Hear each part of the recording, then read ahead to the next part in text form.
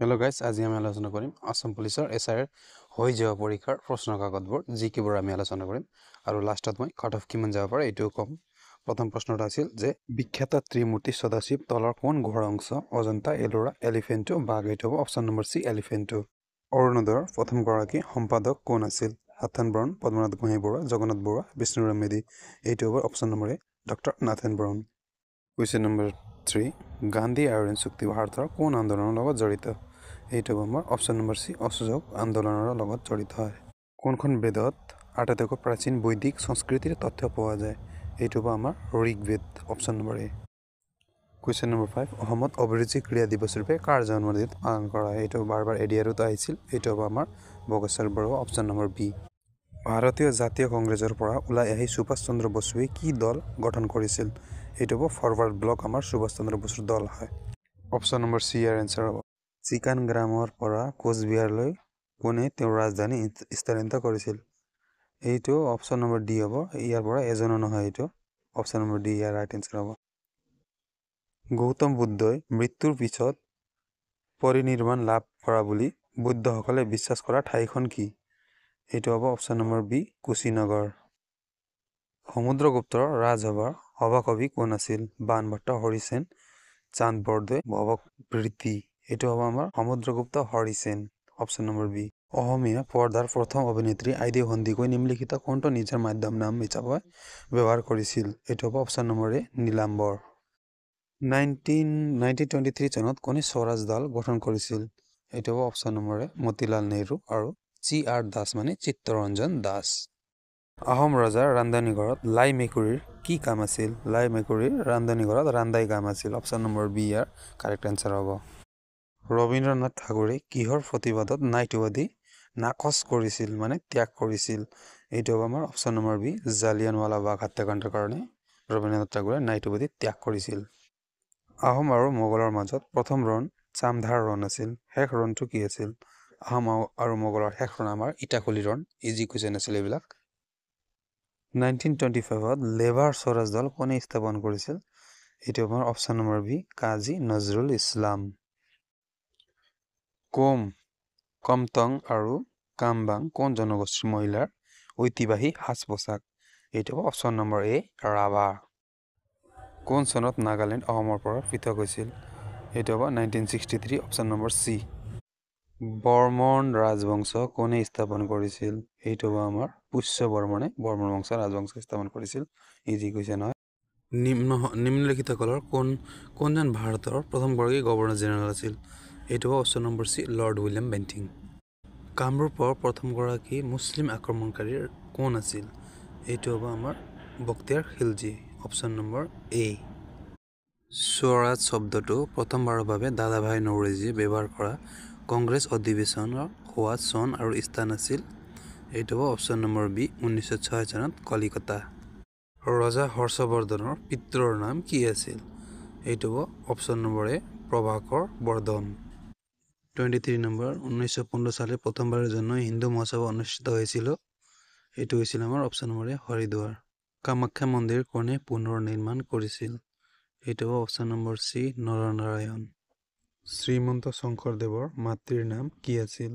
Option number B Satyasandha দেৱী। ৰাণী এলিজাবেথৰ কোনগৰাকী ৰাষ্ট্ৰদূতে গুজৰাট বাণিজ্য কৰিবলৈ ফৰমান বিচাৰি আকবৰৰ ৰাজসভালৈ আহিছিল? এইটো অপশ্যন নম্বৰ চি জন মেণ্ডেনহল। অসম এছ'চিয়েশ্যনৰ প্ৰথমখন সভা কেতিয়া আৰু ক'ত হৈছিল? 1905 চনৰ ডিব্ৰুগড়ত অপশ্যন নম্বৰ এ ৰাইট এনচাৰ। স্বাধীন অসমৰ প্ৰথমগৰাকী ৰাজ্যপাল কোন আছিল?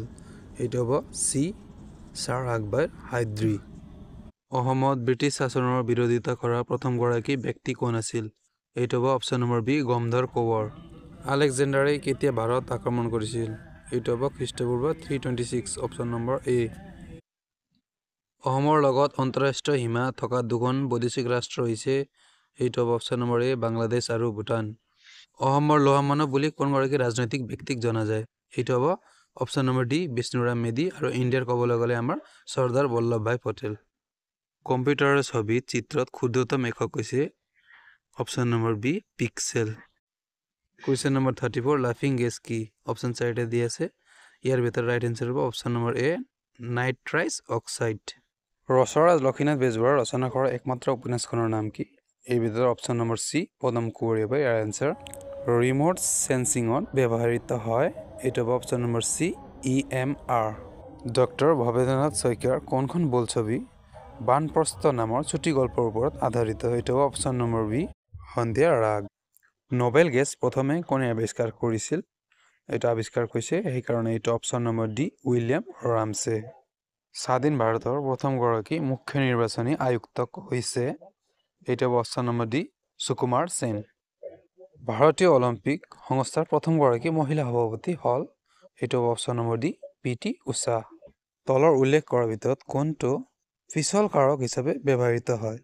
ইয়াৰ ভিতৰত সঠিক এনচাৰ পাম আমাৰ গ্ৰেফাইট।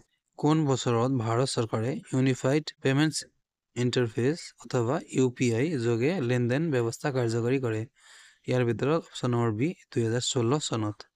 স্বৰ্গদেউ চুলিগোফা কোনটো নামেৰে জনা আছিল? এইটো হ'ব অপশ্যন নম্বৰ বি লৰা ৰজা।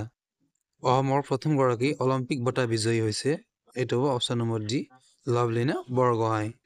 আলোকবৰ্ষ কিহৰ একক? এইটো হ'ব অপশ্যন নম্বৰ এ দূৰত্বৰ একক। ব্ৰহ্মপুত্ৰৰ বৃহত্তম উপনৈ কোনটো হয়? এইটো হ'ব অপশ্যন নম্বৰ ডি সোৱণশিৰি। কোনটো অনুষ্ঠানে লক্ষ্মীনাথ বেজবৰুৱাৰ অন্যান্য উপাধি ৰসৰাজ প্ৰদান কৰিছিল?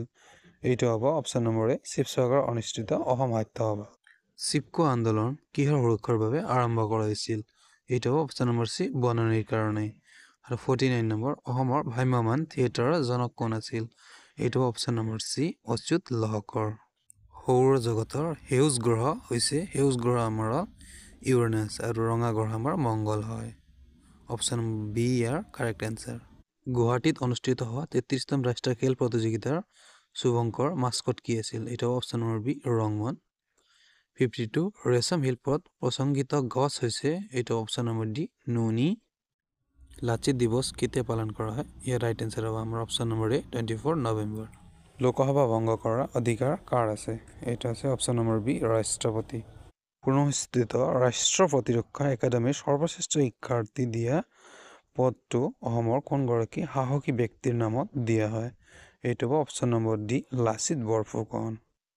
এতিয়া গাইছ আমালোকে কাট অফটো আমি আলোচনা কৰোঁ যে কাট অফটো কিমান যাব পাৰে। আমি যদি কুৱেশ্যন দেখা পাওঁ তেতিয়া কুৱেশ্যনটো ইজি আছিল আৰু মেথ ছেকশ্যনো আমাৰ ইজি আছিল আৰু জিকেৰ কেইটামান কুৱেশ্যন কিন্তু কেতিয়া নুশুনা কুৱেশ্যনবিলাক আছিল, তথাপিও কুৱেশ্যনটো আমি ইজি ক'ব লাগিব। সেইকাৰণে আমি জেনেৰেলৰ মাৰ্কটো ধৰিছোঁ। আমাৰ জেনেৰেল কেণ্ডিডেট যিমান আছে আপোনালোকে যদি 75 যদি পাই থাকে তেন্তে আপোনালোকে ফিজিকেলৰ কাৰণে আপোনালোকে প্ৰস্তুতি চলাই দিব পাৰে আৰু 80 পালে আপোনাৰ বহুত ভাল হ'ব। 75 আপুনি মানি চলিব পাৰে কাট অফটো। এই আছিল গাইছ ভিডিঅ'টো কেনেকুৱা লাগিব লাইক আৰু ছাবস্ক্ৰাইব কৰি দিব। ইয়াৰ কাট অফৰ বিষয়ে আমি বৃত্তান্তভাৱে আৰু আলোচনা কৰি থাকিম। থেংক ইউ ছ' মাছ গাইছ।